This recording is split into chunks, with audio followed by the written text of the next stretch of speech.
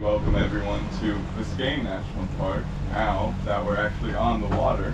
Because yeah, even though you can come through the gate and walk around a little bit and you're technically in the park, but you're not really in the park until you're on the water. Ranging all the way up here in Key Biscayne. Once we get past all the trees, you'll be able to see Miami and Key Biscayne a little bit better. Unlike most birds that got the hollow bones, these guys actually have dense bones. It makes them really good at fishing, not so good at flying. So a lot of the time you see them flapping their wings as hard as they can, trying to stay above the water.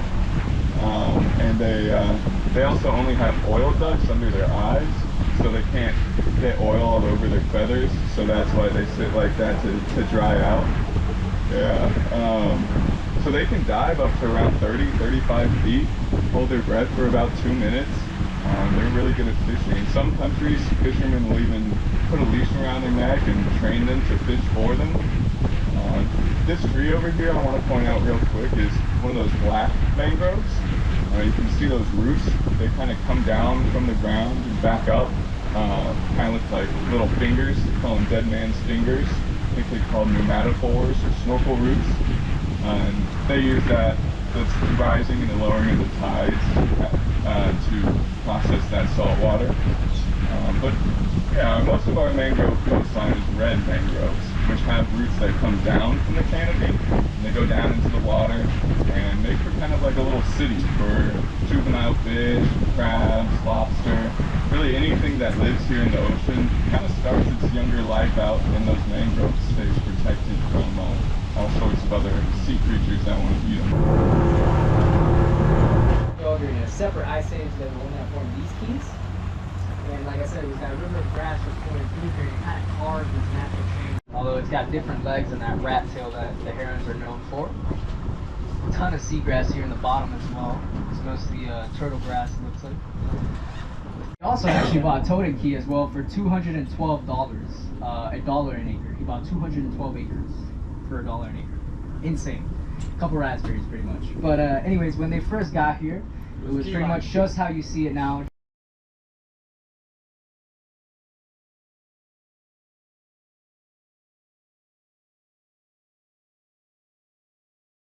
Fisher, and this is actually Fisher Island is named after over in Miami Beach. I don't know if you guys been over by that area. Wouldn't blame you if you haven't.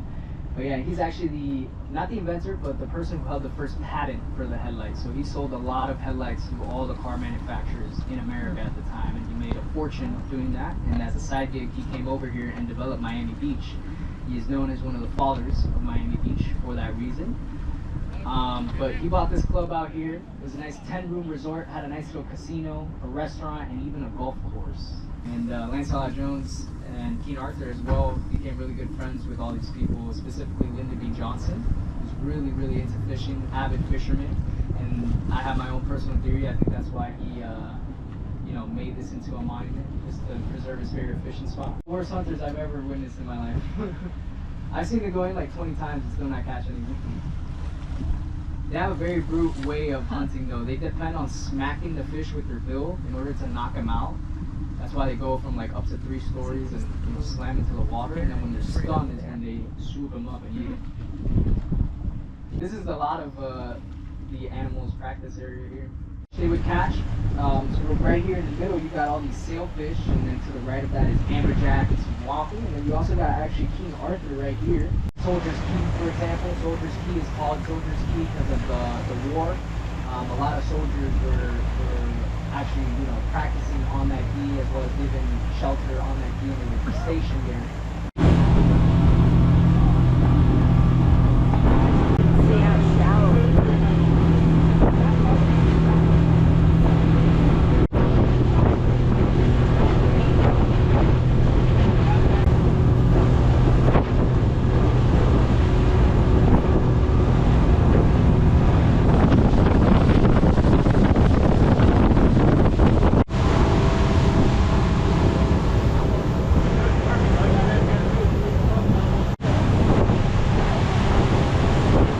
Party Island, at least by the locals.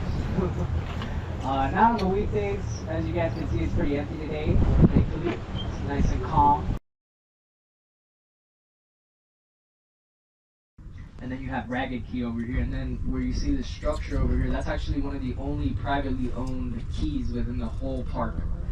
He had this nice lighthouse installed. He never had a light put in it because the Coast Guard never allowed him to. So it's pretty much just a glorified lawn ornament. Does not work. If it did work, there'd be a lot more shipwrecks here. It is on the wrong side of the reef track.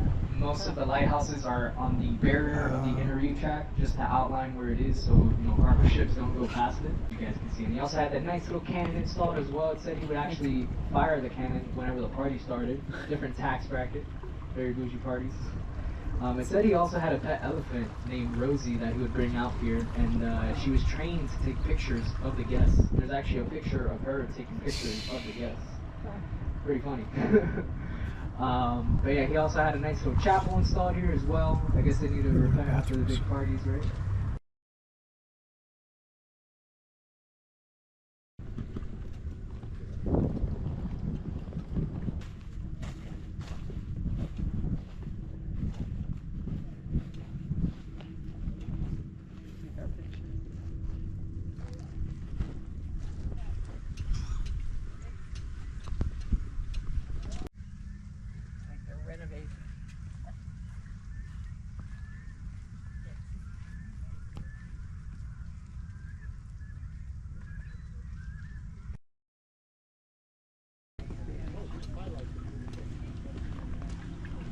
So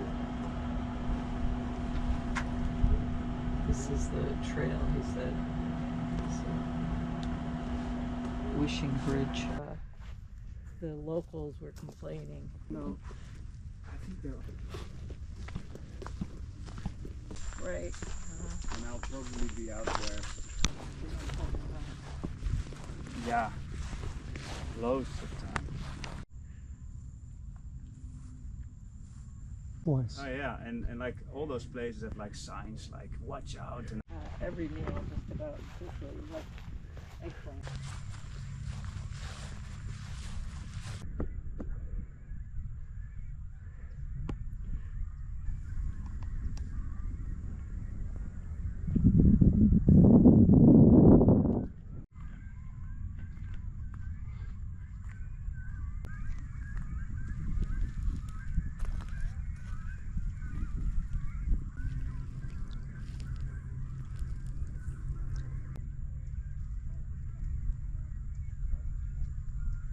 pick one up.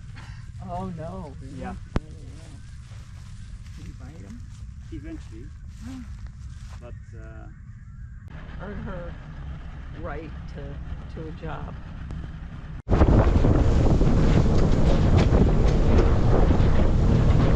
that's actually in my language.